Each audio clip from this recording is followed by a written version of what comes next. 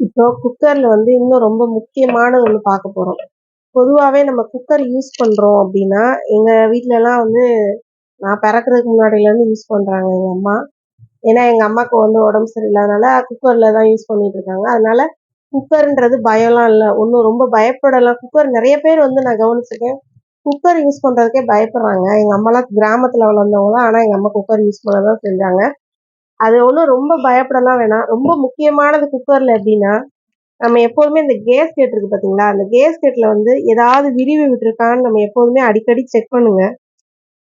அதாவது சும்மா இருக்கிற இப்ப விளக்குறீங்க பாத்திரம் கழுவையிலேயே அந்த இந்த கேஸ்கெட்ட தேய்க்கையிலேயே ஒரு செக்கப் போட்டுருங்க. ஏன்னா, அது வந்து விரிவு விட்டுருக்கான்ட்டு. லேசா விரிவு விட்டுருந்தா கூட அத யூஸ் பண்ணாதீங்க. தூக்கி போட்டு வேற புது கேஸ்கெட் வாங்கி போட்டுருங்க. ஏன்னா, இது ரொம்ப முக்கியம்.